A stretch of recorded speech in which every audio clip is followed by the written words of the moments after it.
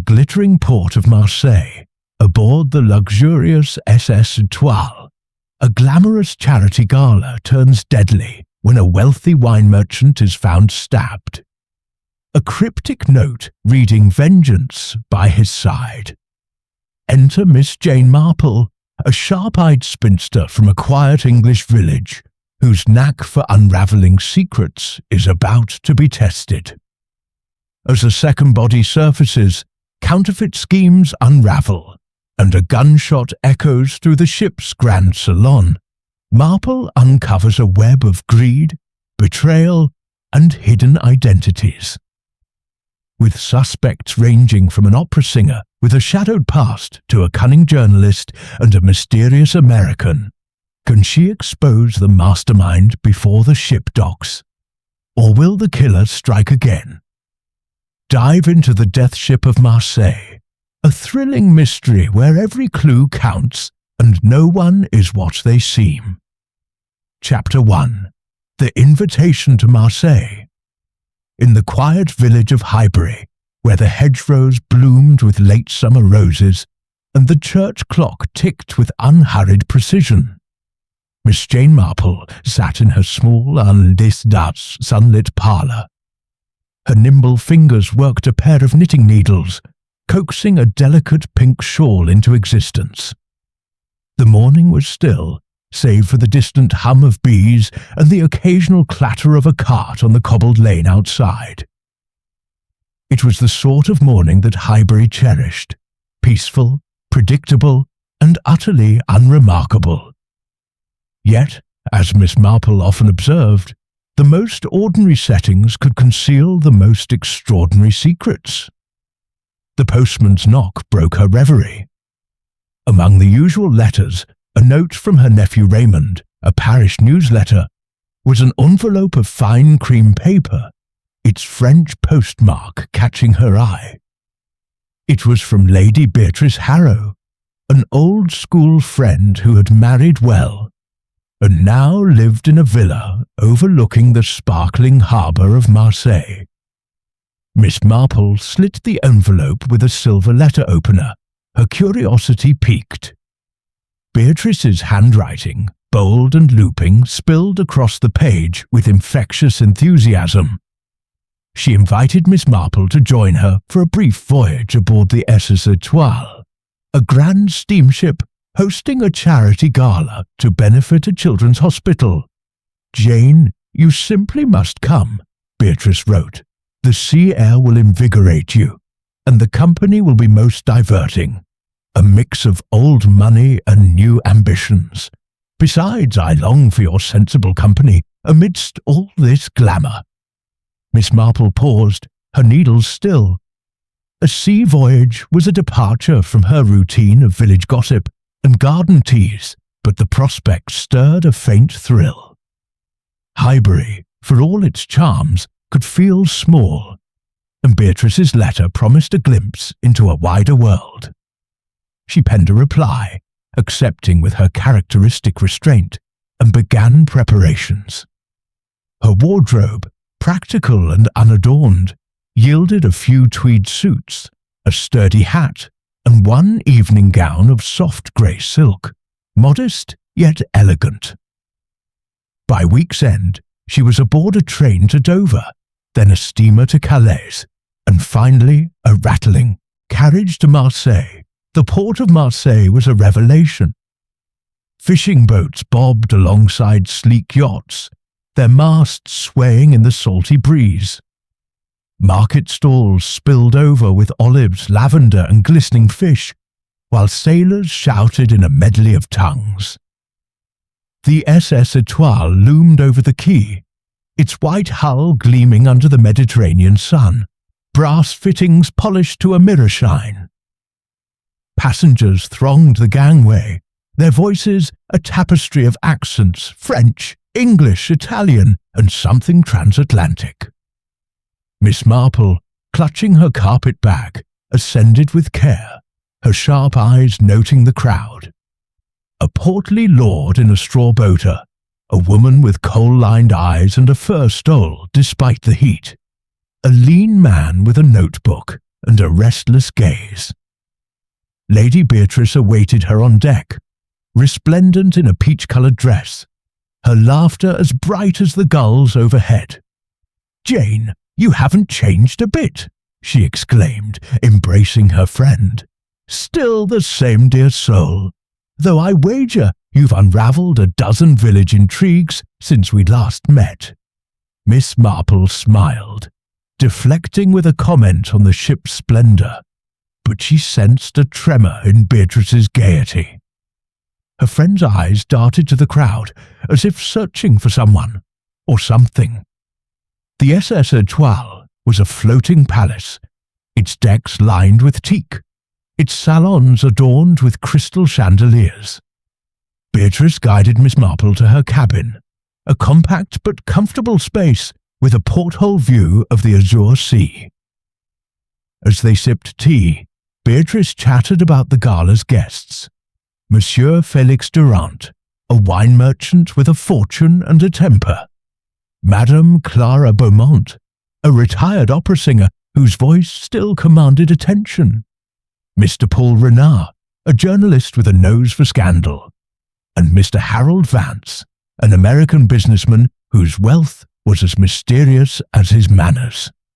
Miss Marple listened, her mind cataloguing names and details, much as she did with Highbury's parishioners. The ship's whistle sounded, signalling departure. Passengers gathered on deck, waving to the receding shore. Miss Marple, standing by the rail, observed the scene with quiet interest.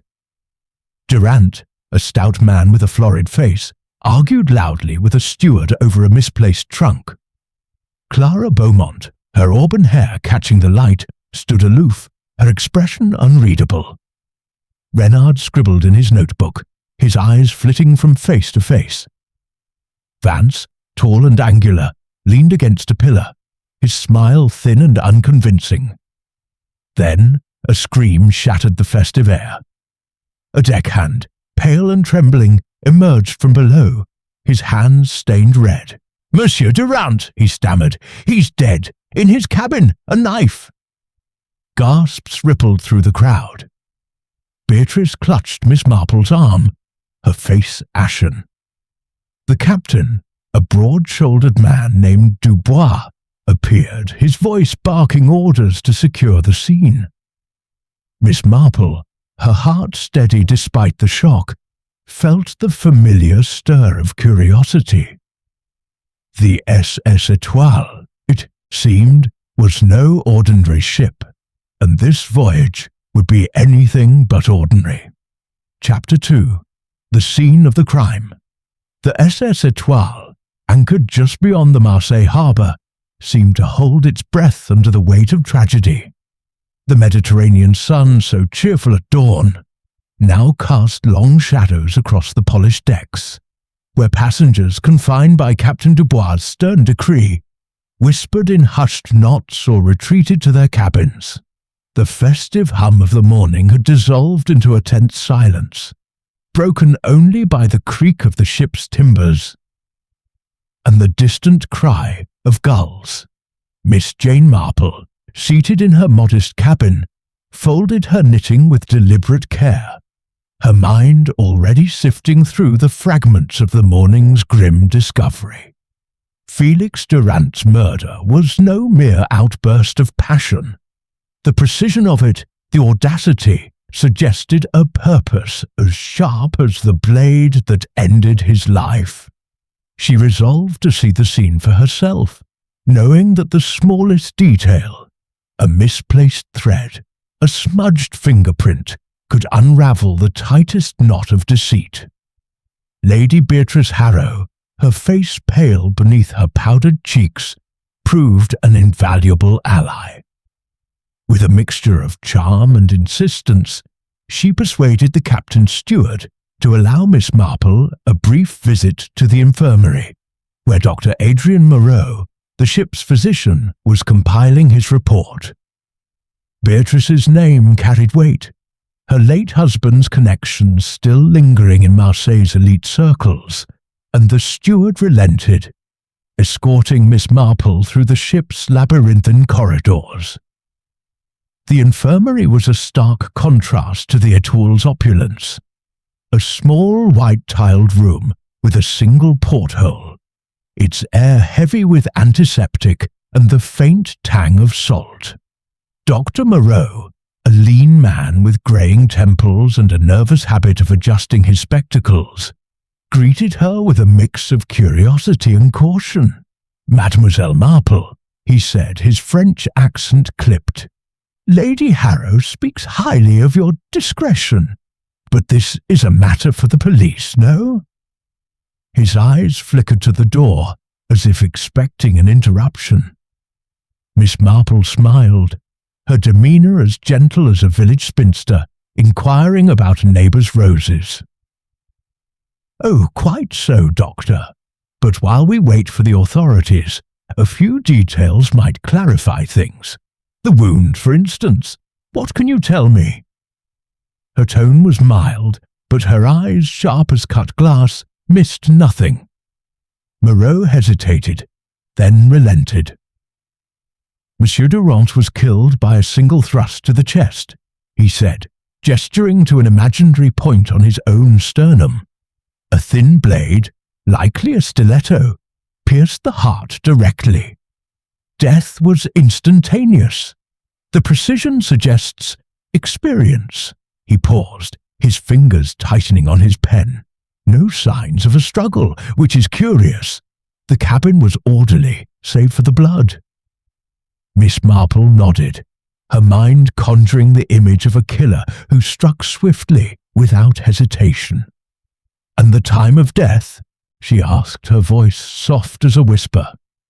"Between midnight and 2 in the morning, I estimate," Moreau replied. "The body was still warm when the deckhand found it at dawn." His gaze darted to a clipboard, as if seeking refuge in its facts. Miss Marple thanked him, noting the faint tremor in his hands. Was it the shock of murder, or something more personal? With Beatrice's further intervention, Miss Marple secured permission to view Durant's cabin, accompanied by a dour steward named Pierre, whose pinched face suggested he resented her intrusion. The cabin, on the upper deck, was a study in understated luxury. Mahogany panelling, a brass-framed bed, and a porthole framing the glittering sea. Yet the air was thick with the metallic scent of blood, and a dark stain spread across the plush rug, its edges curling like a grim tide. Miss Marple's eyes swept the room methodically.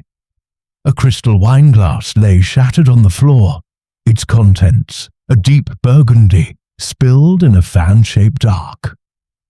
She crouched, careful not to touch, and noted the glass's stem was intact, suggesting it had been dropped, not thrown. On the desk, a stack of leather-bound ledgers caught her attention. Each was embossed with Durant's initials, their pages filled with meticulous entries, shipments, prices, vineyard names.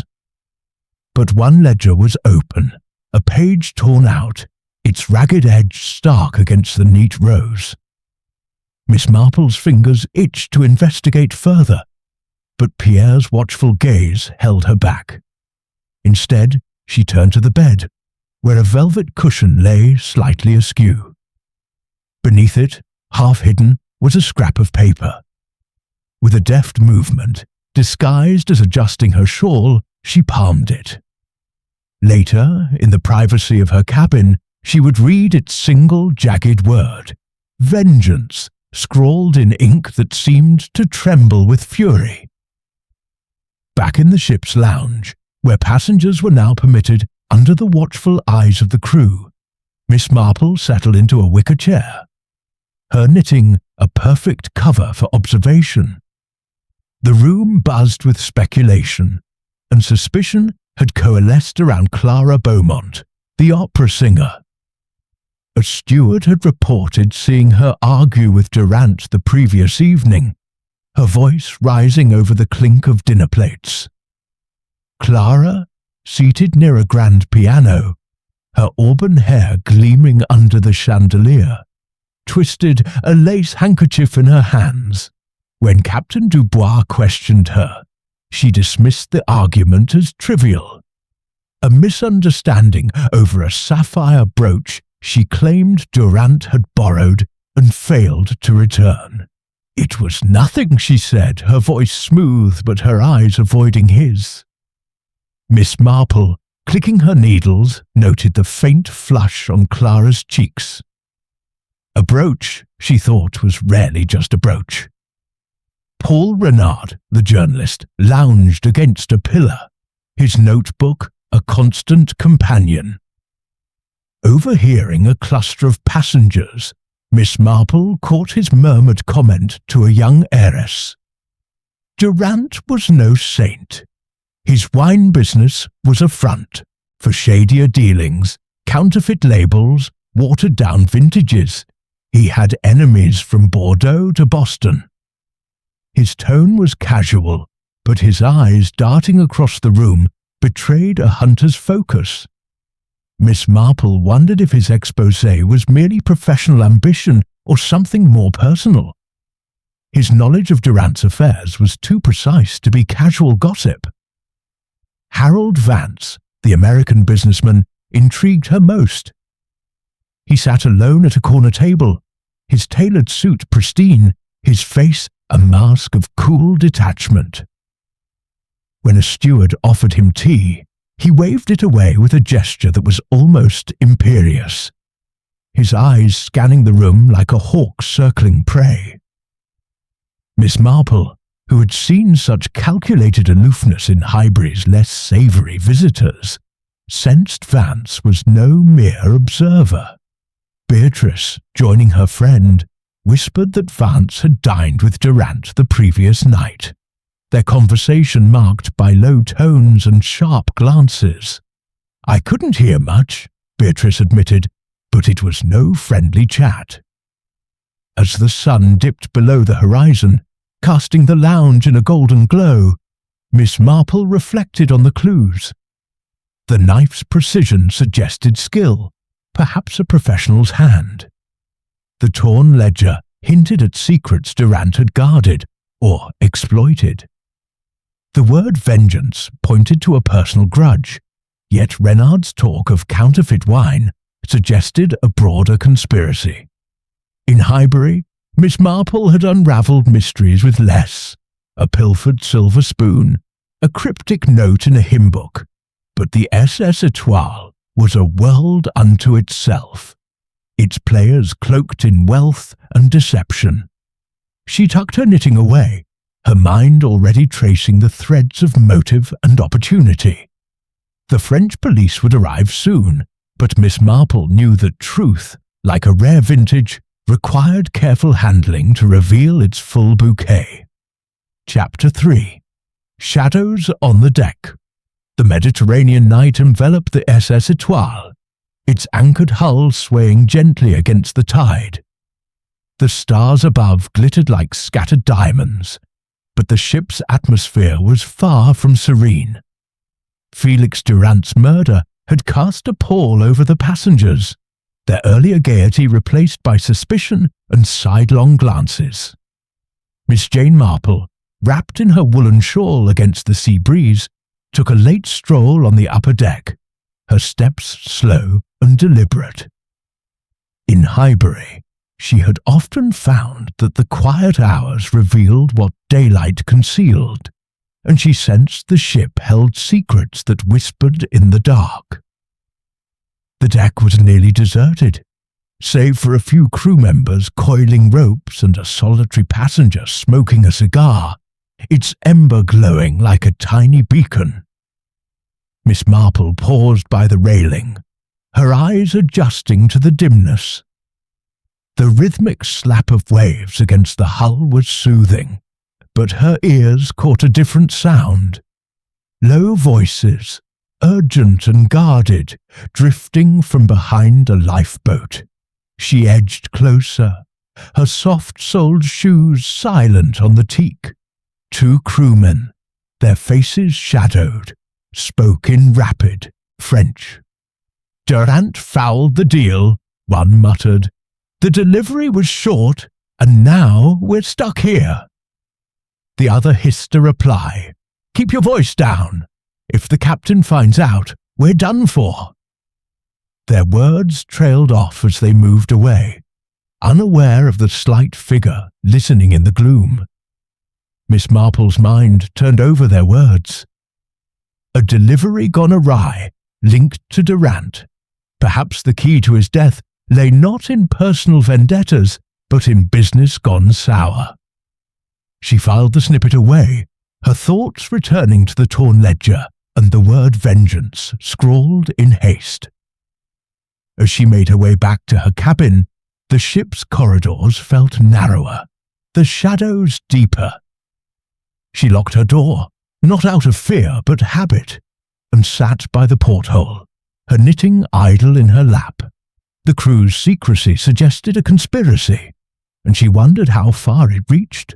Morning brought a grey dawn, the sky heavy with clouds that mirrored the ship's mood. Lady Beatrice joined Miss Marple for breakfast in the dining salon, her usual vivacity subdued. Over tea and croissants, she confided a troubling detail. Jane, I didn't mention before, but Felix Durant was an associate of my late husband, Charles, she said, her voice low. They worked together years ago, importing wine. Charles always said Felix was ruthless, charming, but ruthless. After Charles's death, Felix wrote to me, hinting at unpaid debts. I thought it was just bluster, but now... Her eyes glistened, and Miss Marple patted her hand, her mind alert. Debts, she knew, could fester into motives. Seeking to learn more, Miss Marple sought out Clara Beaumont, who was taking the air on the promenade deck. The opera singer, wrapped in a silk scarf, seemed fragile in the morning light, her earlier poise fraying. Madame Beaumont, Miss Marple began, her tone as gentle as a village confidante. I couldn't help but hear about your disagreement with Monsieur Durant. A brooch, was it? Clara's lips tightened, but she nodded. Yes, a sapphire pin, a gift from an admirer long ago. Felix claimed it was his, said I'd taken it during a performance in Paris years back. Absurd! Her voice rose, then softened. He threatened to tell the papers, to ruin my return to the stage. But I didn't kill him, Miss Marple. I swear it. Her eyes, wide and pleading, held a truth Miss Marple recognized. But truths she knew could be layered. Later, in the lounge, Miss Marple overheard Paul Renard speaking to a group of passengers, his voice carrying the confidence of a man who thrived on secrets. Durant's wine empire was a house of cards, he said, tapping his notebook. Fake labels, doctored vintages. He was bleeding vineyards dry and selling swill to millionaires. I'm writing an exposé that'll shake Marseilles' elite. His audience gasped, but Miss Marple noted his careful omission of sources. She approached him, her smile disarming. Mr. Renard, your work sounds fascinating. Did Monsieur Durant know of your investigation? Renard's grin faltered, but he recovered quickly. He might have heard rumors, he said, shrugging. Men like him always do. Miss Marple nodded, sensing he was holding back. A journalist's pen could be as sharp as a stiletto, but was it sharp enough for murder? The day took a darker turn when a cry rang out from the lower deck. A crowd gathered near the ship's edge, where a crew member pointed to the water below. The purser, Etienne Leclerc, a nervous young man who had hovered near Durant's cabin the previous day, was pulled from the harbour, his body limp and waterlogged. His pockets, curiously, were stuffed with counterfeit francs, their ink smudged by the sea. Captain Dubois, his face thunderous, declared it a suicide, but Miss Marple, observing the scene from a distance, doubted it. Etienne's anxious demeanour had suggested fear, not despair, and the counterfeit notes hinted at a connection to Durant's dealings. She sought out the ship's engineer, Monsieur Lefebvre, a grizzled man with oil-stained hands and a blunt manner. In the engine room's clangour, he admitted Etienne had been jumpy for days, often seen whispering with Durant near the cargo hold. "The boy guarded that hold like it was his life," Lefebvre said, wiping sweat from his brow. "Locked it tight, wouldn't let anyone near." Miss Marple thanked him, her mind racing. The cargo hold, the crew's hushed talk of a delivery, the counterfeit money, all pointed to a scheme larger than one man's death. In Highbury, she had once traced a stolen necklace to a gardener's shed. Here the stakes were higher, the shadows deeper. As evening fell, Miss Marple sat in her cabin, the scrap of paper with vengeance before her. The word was personal, visceral, yet the clues, counterfeit notes, a locked hold, a dead purser, suggested a colder motive.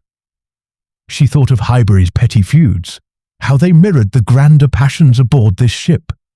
Greed, betrayal, fear, they were universal, whether in a village lane or a floating palace. The SS Étoile was a stage, its players masked by wealth and charm, but Miss Marple knew that masks slipped in time. She tucked the paper away, her resolve firm. The next day the gala would proceed, and with it, she suspected, the killer's next move. Chapter 4. The gala's dark turn. The SS Étoile, still anchored off Marseilles' glittering coast, seemed to don a false mask of festivity as preparations for the charity gala pressed forward. Captain Dubois, his jaws set like iron, insisted the event proceed, citing the need to maintain calm among the passengers. The decision struck Miss Jane Marple as curious, if not reckless, for murder had a way of unsettling even the most polished gatherings. Yet, as she adjusted her grey silk gown in her cabin's small mirror, she saw opportunity in the captain's resolve. A gala, with its swirl of egos and loosened tongues, was the perfect stage for secrets to slip. She pinned a modest brooch to her dress, her eyes sharp with anticipation, and stepped into the corridor, where the hum of anticipation mingled with unease. The dining salon was a vision of opulence, its chandeliers casting prisms of light across damask tablecloths and silver cutlery. Crystal flutes of champagne sparkled, and the scent of roses from centerpiece arrangements vied with the salt tang of the sea. Passengers, dressed in their finest, moved with practiced grace, though their smiles were taut, their glances wary. Miss Marple, seated at a table with Lady Beatrice, observed the room with the quiet intensity of a botanist studying rare blooms. Beatrice, in emerald satin, chattered nervously about the hospital fund, but her eyes darted to the head table, where Captain Dubois stood, his uniform crisp, but his expression strained. Clara Beaumont, the opera singer, was the evening's centerpiece. She took the stage, her auburn hair glowing under the lights, and sang an aria from La Traviata, her voice soaring with a haunting clarity that silenced the room. Miss Marple, sipping her water, noted the emotion in Clara's performance. Grief, perhaps, or defiance. The applause was thunderous, but Clara's bow was brief, her gaze flickering to the shadows beyond the stage. Was it fear, Miss Marple wondered, or guilt? Harold Vance, the American, sat 2 tables away, his lean frame stiff as he danced with Beatrice during a waltz. Miss Marple, her view unobstructed, caught snatches of their conversation. Vance's questions were too pointed, about Beatrice's late husband, his business ties, his dealings with Durant. Charles always spoke highly of Felix, Beatrice said, her voice tight. Vance's smile was thin, his reply inaudible, but his grip on her hand seemed to tighten. Miss Marple's needles, tucked in her evening bag, would have clicked if she'd held them. Instead, she memorized the exchange, sensing Vance's interest was more than polite curiosity. Paul Renard, the journalist, moved through the crowd like a fox, his notebook absent, but his eyes recording everything. He lingered near Clara, offering compliments on her performance, but his questions veered to Durant's death. "A shame about Felix," he said, his tone probing. "Did he ever mention enemies in the wine trade?" Clara's face paled, and she excused herself abruptly. Renard's gaze followed her, then met Miss Marple's. He nodded, as if acknowledging a fellow observer, but Miss Marple returned a bland smile, her thoughts guarded. Renard's curiosity was voracious, but was he hunting a story or covering his tracks? The evening's rhythm faltered when a waiter, a young man with a nervous demeanour, dropped a silver tray of canapés. The clatter drew every eye, and in the chaos, Miss Marple saw a small glass vial roll beneath a table, its contents glinting briefly before a gloved hand snatched it up. Poison, she thought, her heart quickening. The hand vanished into the crowd, too swift to identify, but the incident sharpened her focus. Poison was a coward's weapon, yet Durant had died by a blade. Were there two killers aboard, or was this a new thread in the same tapestry? After the dancing, Miss Marple slipped away to speak with Monsieur Lefebvre, the ship's engineer, whom she found nursing a glass of cognac in a quiet corner. His gruff manner softened under her gentle questions, and he revealed more about Etienne, the drowned purser. "The lad was always twitchy," Lefebvre said, his voice rough as gravel. "But lately he was worse, sneaking off to meet Durant in odd hours, always near the cargo hold. He'd lock it tight, like it held the crown jewels." Miss Marple nodded, her mind circling back to the crewman's whispered talk of a delivery. She thanked Lefebvre, who grunted and returned to his drink, unaware of the spark he'd ignited in her thoughts. As the gala wound down, passengers drifted to their cabins, their laughter brittle. Miss Marple lingered, her eyes scanning the room. The vial's appearance troubled her. It suggested a plan interrupted, or perhaps a warning. She thought of Highbury, where a poisoned cake at a fete had unmasked a jealous wife. Here the stakes were grander, the players more guarded. Clara's haunted aria, Vance's probing questions, Renard's relentless scrutiny, and the captain's insistence on normalcy. All were pieces of a puzzle she was only beginning to assemble. Back in her cabin, Miss Marple sat by the porthole, the sea's gentle sway, a counterpoint to her racing thoughts. The vial, the locked cargo hold, the counterfeit francs in Etienne's pockets, these were no random threads but part of a pattern. Durant's death, she suspected, was the keystone, but the motive remained elusive. Was it the personal vengeance hinted at by the scrawled note, or a colder calculation tied to his illicit trade?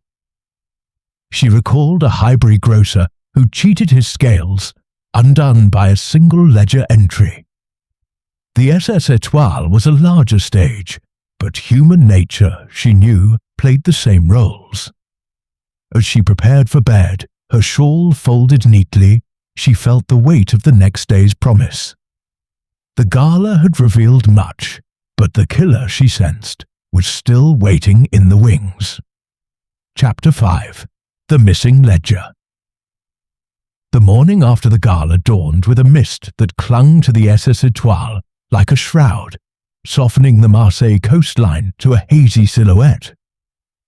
The ship remained anchored, its passengers restless under the weight of two deaths: Felix Durant's murder and Etienne Leclerc's suspicious drowning. Miss Jane Marple, seated at her cabin's small writing desk, turned the scrap of paper with vengeance over in her hands, its jagged ink a silent accusation. The gala had revealed tensions among the passengers, but the clues, the spilled wine, the torn ledger, the counterfeit francs, pointed to a deeper intrigue. In Highbury, she had once traced a stolen will to a locked attic. Here, she suspected, the ship's secrets lay behind a different lock. Lady Beatrice, her nerves frayed but her loyalty steadfast, used her influence to secure Miss Marple access to Etienne's quarters. The captain, preoccupied with the looming arrival of the French police, grudgingly allowed it, provided a steward accompanied her. The purser's cabin was sparse, its utilitarian bunk and desk a stark contrast to Durant's opulence. Miss Marple's keen eyes scanned the room, noting a faint scent of tobacco and a pair of worn shoes tucked beneath the bed. In one shoe, concealed beneath the insole, she found a small brass key, its edges worn smooth. She slipped it into her sleeve with a deftness honed by years of discreet observation, thanking the steward with a smile that betrayed nothing. The key burned in her mind as she returned to the deck, where passengers gathered in uneasy clusters. Their conversations hushed. She approached Captain Dubois, her manner as unassuming as a village spinster, requesting a church donation. "Captain, might I see the cargo hold?" she asked, her tone mild. "I understand Etienne was particular about it." Dubois' eyes narrowed, but her age and apparent harmlessness disarmed him. He assigned a crewman to escort her, warning her to touch nothing. The hold, deep in the ship's belly, was a cavern of crates and shadows, its air damp and heavy with the smell of tar. The crewman unlocked a heavy door, revealing stacks of crates labelled Provence vintages. Miss Marple, feigning curiosity about the wine trade, peered closer. One crate, its lid slightly askew, caught her eye. With the crewman distracted by a creaking pipe, she lifted the lid and found not bottles, but bundles of forged documents, passports, bills of sale, and stacks of counterfeit francs, their ink identical to those in Etienne's pockets. Tucked among the papers was the missing ledger page, its edge matching the tear in Durant's book. Miss Marple scanned it quickly. A list of transactions dated weeks prior, with cryptic annotations: Viper, Siren, Hawk. The figures were staggering, far beyond legitimate wine sales. She memorized the details before the crewman turned back, her heart steady despite the discovery. The hold was a vault of deceit, and Etienne's role as its guardian explained his fate. But who were the aliases? She suspected they hid passengers aboard, their motives woven into Durant's schemes. Back in the lounge, Miss Marple sought out Paul Renard, hoping to probe his knowledge of Durant's dealings. The journalist was scribbling in his notebook, his lean face alight with the thrill of a story. "Mr. Renard," she began, her voice soft as she settled beside him, "your exposé on the wine trade sounds most illuminating. Did Monsieur Durant ever mention partners? Perhaps with unusual names?" Renard's pen paused, his eyes flickering with caution. "Partners? He had plenty, but they're cagey types. I've heard whispers of code names, Viper maybe, but nothing solid." His evasiveness was telling. Miss Marple sensed he knew more than he admitted, perhaps protecting a source, or himself. Lady Beatrice, joining her, shared a troubling memory. "Jane, I recalled something odd," she whispered. "A month ago, Felix telephoned me, furious about a deal gone wrong. He mentioned a viper who'd betrayed him, said he'd make them pay. I thought it was just his temper." Miss Marple nodded, her mind linking the name to the ledger. Viper, likely a key player in the counterfeit ring, and possibly the killer. But who? Harold Vance, with his predatory gaze, seemed a candidate. Yet Clara Beaumont's haunted demeanour and Renard's sharp curiosity couldn't be dismissed. That evening, Miss Marple's cabin was disturbed. She returned to find her belongings subtly rearranged, her knitting tangled, her shawl unfolded, but nothing taken. The intrusion was a warning, not a theft, and she felt a chill. In Highbury, a ransacked sewing box had once led her to a blackmailer. Here, the stakes were deadlier. She locked her door, her thoughts racing. The ledger page confirmed Durant's role in a vast counterfeit operation, and Etienne's death suggested he'd been a weak link. The aliases, Viper, Siren, Hawk, pointed to a conspiracy among the passengers, but the note of vengeance hinted at a personal score. Was the killer settling a grudge, or protecting the ring's secrets? Miss Marple sat by her porthole, the sea's dark expanse reflecting her mood. The SS Étoile was a microcosm of greed and betrayal, its polished surfaces hiding rot. She thought of a Highbury farmer, undone by forged receipts, his pride his downfall. Here the players were grander, but their flaws were the same. The key from Etienne's shoe, now hidden in her knitting bag, was her next step. It might unlock more than a hold. It might unlock the truth. As the ship creaked around her, Miss Marple resolved to confront the suspect soon, before the killer struck again. The gala had been a performance, but the real drama, she knew, was yet to unfold. Chapter 6. The Confrontation. The SS Étoile, still tethered to its anchor off Marseilles, seemed to pulse with a quiet menace as the sun dipped low, painting the sea in hues of amber and ash. Miss Jane Marple, her grey eyes keen behind her spectacles, felt the weight of the clues she had gathered. The scrawled note of vengeance, the counterfeit-filled crates, the cryptic ledger with its aliases, Viper, Siren, Hawk. The ransacking of her cabin the previous evening had sharpened her resolve. The killer, she sensed, was growing restless, their steps faltering under scrutiny. In Highbury, she had once cornered a poacher by gathering the village gossips. Here, she would use the ship's lounge to draw the players into the open. With Lady Beatrice's help, Miss Marple arranged a gathering in the grand salon after dinner, framing it as a discussion to ease passenger tensions. Captain Dubois, his brow furrowed but his authority unchallenged, permitted it, perhaps hoping to quell the murmurs of discontent. The salon, its chandeliers dimmed to a soft glow, was a stage of velvet drapes and polished wood, its elegance at odds with the grim purpose. Miss Marple, in her modest grey gown, took a central seat, her knitting bag at her side, its contents including the brass key from Etienne's shoe, a silent talisman of her progress. The key suspects filtered in. Clara Beaumont, her auburn hair swept up, but her hands betraying a faint tremble.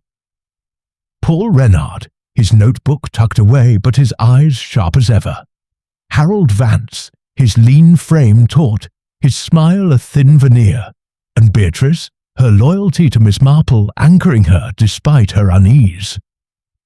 Other passengers filled the room, their curiosity outweighing their fear, but Miss Marple's focus remained on the trio she suspected held the truth. Captain Dubois stood by the door, his presence a reminder of his command, though Miss Marple noted his fingers drumming against his thigh. A nervous tic, perhaps. She began with the gentle cadence of a village matron addressing a parish meeting. "It's a terrible thing, these tragedies," she said, her voice soft but carrying. "Monsieur Durand's death, and poor Etienne's, it's unsettled us all. But I've found, in my little way, that facts can bring clarity." She paused, her eyes sweeping the room. Monsieur Durand was stabbed with a precision that suggests intent, not impulse. A ledger page was torn from his desk, listing transactions under names like Viper and Siren, and Etienne, found with counterfeit francs, guarded a cargo hold filled with forged documents. These are not random acts, but threads in a single web. Clara's breath caught, her handkerchief twisting tighter. Renard leaned forward, his expression unreadable, while Vance's jaw clenched, his gaze fixed on the floor. Beatrice, pale, murmured, "Jane, are you certain?" Miss Marple nodded, her calm unshaken. "The note in Durand's cabin read vengeance," she continued. "A personal motive, perhaps, but the counterfeit ring suggests a larger scheme. Etienne's death ensured his silence, but who feared his words?" She turned to Clara, her tone kind but probing. "Madame Beaumont, you argued with Durand over a brooch, but he also accused you of smuggling jewels years ago. Was he blackmailing you?" Clara's eyes widened, her voice sharp. "He tried, but I refused to pay. I had no reason to kill him. I'm no murderer." Her defiance rang true, but Miss Marple noted her clenched fists, a sign of fear more than guilt. To Renard she said, "Your exposé on Durand's counterfeit wine trade was thorough, Mr. Renard. Did he threaten you to keep it quiet?" Renard's laugh was brittle. "He blustered, but I'm used to that. My sources are solid, Miss Marple, and I don't scare easily." His confidence was a shield, but Miss Marple sensed a crack. His knowledge of the aliases was too precise for an outsider. Vance was her next target. "Mr. Vance, you dined with Durand and Lady Beatrice overheard you threaten him over a failed deal. Were you the Viper named in his ledger?" Vance's eyes flashed, but his voice was cold. "I'm a businessman, not a snake. Durand cheated me, yes, but I settle scores with contracts, not knives." His denial was smooth, yet Miss Marple caught the flicker of his gaze toward Dubois. A silent question. Beatrice, trembling, spoke up. "Jane, I heard Vance and Durand arguing about money, large sums. It was heated."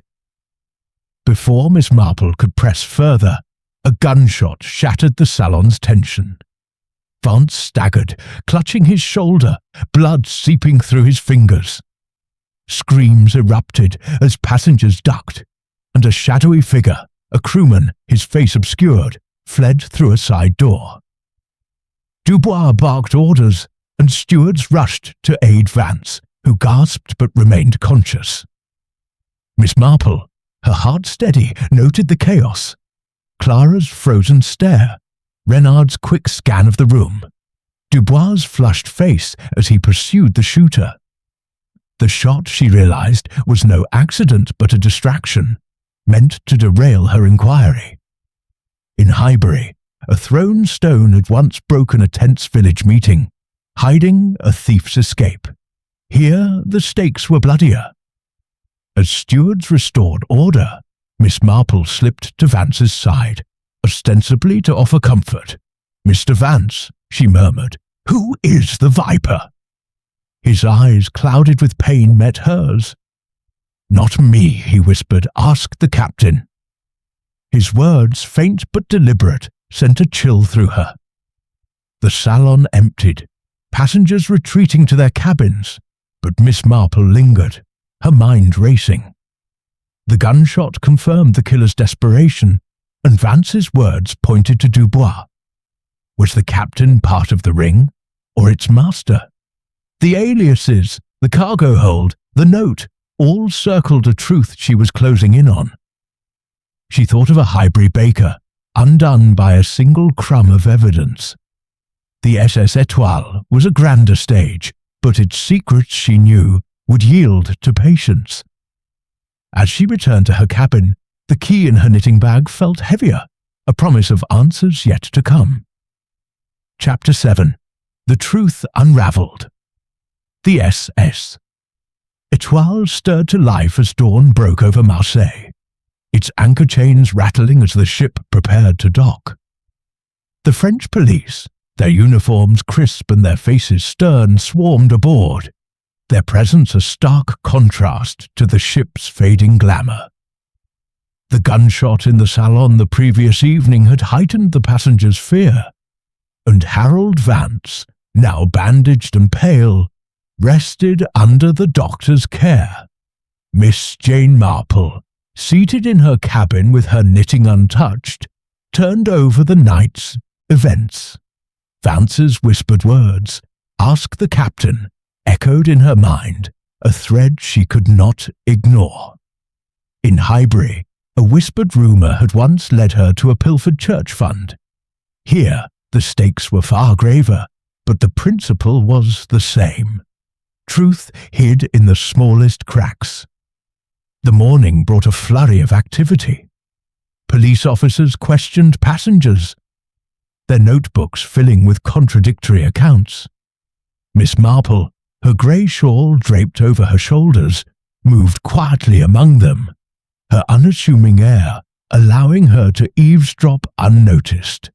Clara Beaumont, her voice brittle, insisted she had seen nothing of the shooter, her eyes avoiding the officer's gaze.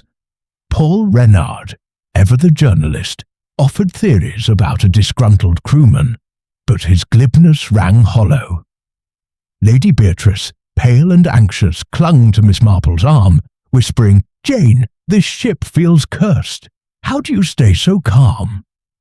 Miss Marple smiled faintly, her thoughts elsewhere. The captain, she knew, held the key to the puzzle, and she must confront him before the police muddied the waters. Using Beatrice's influence, Miss Marple secured a private audience with Captain Dubois in his quarters. A Spartan room lined with nautical charts and a single porthole framing the bustling port. Dubois, his uniform impeccable but his eyes shadowed, greeted her with a curt nod. "Mademoiselle Marple, this is no time for amateur sleuthing," he said, his voice edged with impatience. "The police will handle matters." Miss Marple, undeterred, settled into a chair, her hands folded as if discussing village gossip. "Captain, I've found that simple observations often clarify complex matters," she began, her tone gentle but unyielding. "Monsieur Durant's death, Etienne's drowning, the counterfeit documents in the cargo hold, all point to a scheme you may know more about than you've let on." Dubois' face hardened, but Miss Marple pressed on, her voice steady as she laid out her deductions. The ledger page listed aliases: Viper, Siren, Hawk, tied to a counterfeit ring. Etienne guarded the hold, but his fear led to his death. The note of vengeance was meant to mislead, to point to Madame Beaumont's past. And last night's gunshot, meant to silence Mr. Vance, came from a crewman under orders. "Your orders, Captain." She paused, her eyes meeting his. "You are the linchpin, are you not? Using the Étoile to smuggle forged goods, with Durant as your partner, until he grew greedy." Dubois' hand twitched toward a desk drawer, but he froze under her gaze. "You have no proof," he said, his voice low, almost a growl. Miss Marple's smile was serene. "The brass key from Etienne's shoe unlocked the hold, revealing your cargo. The crewman spoke of a delivery gone wrong, and Mr. Vance, before he fainted, pointed to you. In my village, a careless word undid a thief. Here, your crew's fear betrays you." Dubois' shoulders sagged, the fight draining from him. "Durant was skimming profits," he admitted, his voice hoarse. "He threatened to expose me unless I paid him more. I dealt with him. Etienne was weak, ready to talk, so he had to go. The note was to throw suspicion on Clara. She was an easy target with her history." Miss Marple nodded, her heart heavy but unsurprised. "And the gunshot?" she asked. Dubois' lips twisted. "A warning to Vance, who was asking too many questions. I told the crewman to miss, but he's no marksman." He rose, his eyes darting to the door, but Miss Marple's voice stopped him. "The police are outside, Captain. I sent a note through Beatrice this morning." As if on cue, the door opened, and 2 officers entered, their handcuffs glinting. Dubois' confession, overheard, sealed his fate. The salon buzzed with relief as the police took Dubois away. Miss Marple, seated with Beatrice, clarified the remaining threats. Clara, cleared of suspicion, approached with tearful gratitude, her career safe. Renard, his notebook open, promised a story that would shake Marseilles, though Miss Marple suspected he'd embellish her role for drama. Vance, recovering, admitted to minor dealings with Durant, buying forged documents for a business venture, but denied murder. "I'm no saint," he said, his smile wry, "but I'm no killer." Miss Marple believed him. His ambition was cold, not cruel. As the Étoile docked, passengers prepared to disembark, their ordeal over. Miss Marple stood by the railing, watching Marseille's skyline sharpen. The case, like a Highbury scandal over a forged will, had unravelled through patience and observation. Dubois' greed had built a house of cards, and Durant's betrayal had toppled it. The aliases, Viper for Dubois, Siren for Clara's false trail, Hawk for Renard's probing, were a mask for a simple truth: power corrupted and fear silenced. She tucked her shawl tighter, her mind already turning to Highbury, where simpler mysteries awaited, but the sea's vastness lingered in her thoughts, a reminder of the depths men would plumb for gain. Chapter 8. Return to Highbury. The SS Étoile faded into the shimmering haze of Marseille's harbour as Miss Jane Marple boarded a steamer bound for Calais, her modest carpet-bag in hand. The Mediterranean, so vibrant and tumultuous during her voyage, now seemed a distant dream, its secrets laid bare by her quiet persistence. The arrest of Captain Dubois had restored a fragile calm to the ship, and the passengers, relieved to disembark, had scattered to their lives, their whispers of gratitude trailing Miss Marple like soft echoes. She settled into her train compartment for the journey back to Highbury, her grey shawl folded neatly, her knitting needles clicking with the rhythm of the rails. The adventure had been extraordinary, but home, with its familiar lanes and predictable scandals, called to her. In her cosy parlour in Highbury, Miss Marple resumed her routine, the pink shawl she had begun before the trip now nearly complete. The village was unchanged, the church clock chimed, the postman made his rounds, and Mrs. Price at the bakery gossiped about a missing silver spoon. Yet Miss Marple's thoughts lingered on the Étoile. A letter from Lady Beatrice arrived, penned in her exuberant hand, brimming with thanks. "Jane, you are marvellous," she wrote. "Marseilles is abuzz with your cleverness, though Paul Renard's article claims he solved half the case. I'm planning a quiet visit to Highbury soon. No ships, I promise." Miss Marple smiled, folding the letter. Beatrice's warmth was genuine, but her promise of quiet was, she suspected, optimistic. The case of the Étoile replayed in her mind as she knitted, each stitch a reflection on human nature.